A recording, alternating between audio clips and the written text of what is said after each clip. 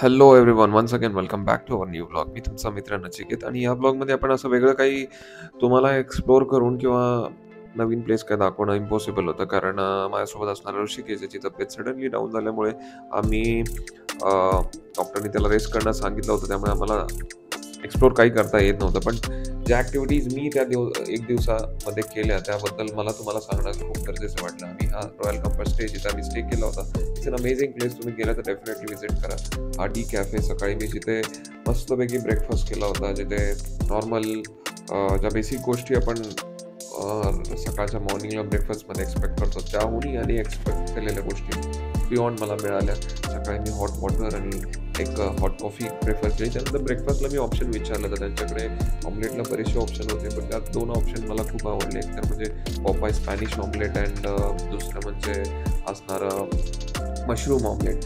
Plus point मला ह्या कॅफेचा हा वाटला की तिथला ॲम्बियन्स आणि सेकंड गोष्ट म्हणजे जे मी फूड ट्राय केलं ते मला खूप छान वाटलं. बिकॉज ऑमलेटसोबत पीनट बटर आणि 2 ब्रेड इट्स अनदर कॉम्बिनेशन आणि मला खूप आवडलं. बऱ्याच लोकांनी आपले रिव्ह्यूज त्या कॅफेबद्दल इथे लिहिले होते.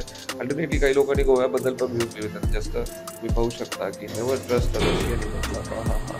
What a thought. Anyways, just enjoy केला फूड आणि तुम्ही पण तिकडे नक्की गेला तर नक्की विजिट करा. सकाळच्या सुंदर अशा ब्रेकफास्ट नंतर आता मला लंचचा विचार होता आणि मी बर्गर फॅक्टरीसारखा बेस्ट ऑप्शन मला नाही वाटत काय होता, म्हणून मी बर्गर फॅक्टरीमध्ये जाऊन बर्गर ट्राय केला. I was little bit heavy want to food fat fish मीनं ट्राय केलं, जिथे आम्ही एक मच्छी बिर्याणी ट्राय केली.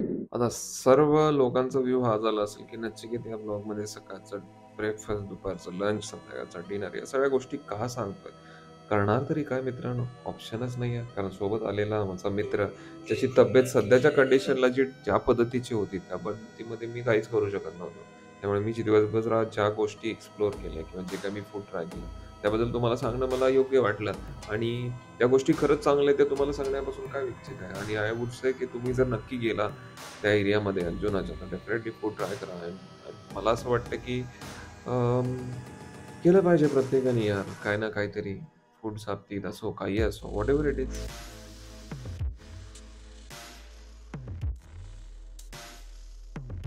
I am happy about this royal comfort stay. म्हणजे एक्सपिरियन्स खूप चांगला होता. ॲज यू कॅन सी समोर एक मुलगा आहे जो आता त्या गेटला लॉक करतोय आणि खूप हेल्प केली यार. कारण दॅट सिच्युएशन म्हणजे जे सडनली ऋषिकेशला एकदम जी तब्येत डाऊन झाली त्यावेळेला त्याला खूप थंडी वाजत होती आणि बऱ्याचशा गोष्टींची आम्हाला हेल्प हवी होती.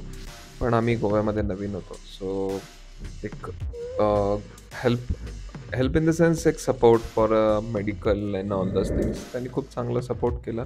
आणि तिथलं एक मला गोष्ट आवडली की तिथले जे ओनर आहेत ते एक लेडी होत्या. त्यांनी बायकर्स बाबतीत त्यांचं फार पर्टिक्युलर गोष्टी सिरियस होत्या की बाईक्स बाबतीत फार पॉझिटिव्ह असतात. सो त्यांनी त्यांच्या रिलेटिव्हजना पण आमच्या बाईकवरती बसून फोटो काढण्यासाठी परवानगी नाही दिली आणि दॅट्स व्हेरी नाईस. कारण एक बायकरचं एक बाईकसोबत असणारं इमोशन्स समजून घेतलं आणि मला ते खूप आवडलं. आणि that's very nice. As you can see, we love our bikes and they are the one who makes us more happy.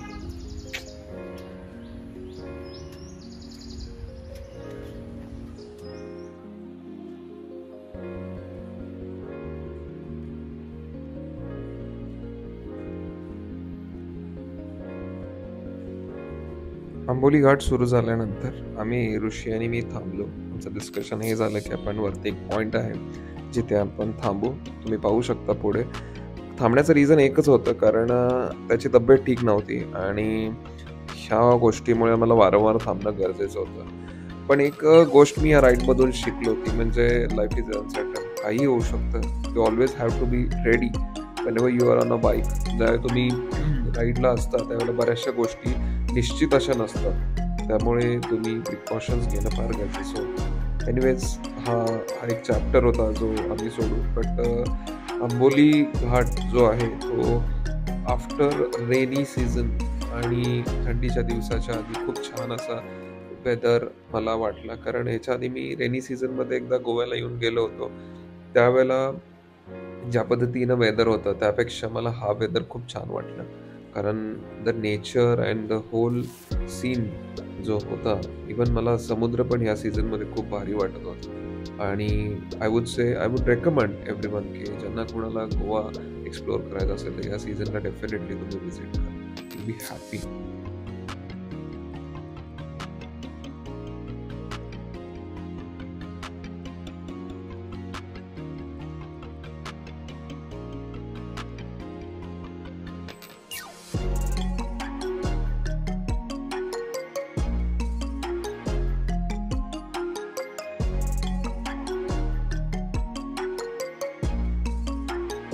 Actually ह्या राईडमध्ये मी 2 गोष्टी ऑब्झर्व केल्या होत्या, की मी ऋषिकेशची बाईक एकदा चालवली होती. पण आय वॉज सरप्राईज यार, की कसं इतकं कम्फर्टेबली ते लोक एवढी राईड करतात. कारण मला स्पोर्ट्स बाईकवरती राईड करणं इट्स सो डिफिकल्ट.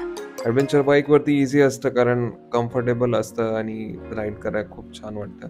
पण ऋषिकेशची बाईक मी एकदा चालवून बघितली, लिटरली माझे हात पेन करत होते. And hats off to them. आणि हे वेदर आंबोलीचं जसं मी मगाशी बोललो, जस्ट अमेझिंग होतं. कारण सगळीकडे छोटे छोटे वॉटरफॉल्स होते, खूप सारे लोक. आणि पण एक गोष्ट मला वियर्ड वाटली यार, लोक आय वुड से की तुम्ही जर खरंच तुम्हाला एन्जॉय करत असतील हे वॉटरफॉल वगैरे, प्लीज तुम्ही प्रिकॉशन्स घ्या. बिकॉज प्रॉब्लेम काय होतं, तुम्ही लोक गाडी रोडवरती पार्क करता, येणाऱ्या मोठमोठे व्हेकल्स ते पूर्ण स्टक होतात. मी कित्येक वेळा बघितलंय. इवन मी रेनी सीझनमध्ये जसं लास्ट टाइम बोललो होतो, as you can see what a view यार, अमेझिंग. ओके, मी रेनी सीझनमध्ये जसं आलो होतो त्यावेळेला मला आठवतं आहे अराउंड 2.5 किलोमीटरचा पूर्ण रोड पॅच पूर्ण जाम झाला होता बिकॉज ऑफ रेनी सीझन. आणि हे लोकांचं असं रोडवरती पार्क करणं, काय करायचं. लोकांनी ह्या गोष्टी तरी प्रिकॉशन्स घ्यायला पाहिजे. कारण तुमचं सोडा, कारण मी त्या पॅचमध्ये बघितलं होतं की एक ॲम्ब्युलन्स पण अटकली होती. आणि that is too hard for them की त्यातून गाडी बाहेर काढणं. सो प्रत्येकाने ही काळजी घेतली पाहिजे. डेफिनेटली सीझन एन्जॉय केला पाहिजे, नेचर एन्जॉय केला पाहिजे, पण दुसऱ्याला त्रास होईल या गोष्टींचा होऊ नये या गोष्टीचा विचार आपण पहिला केला पाहिजे.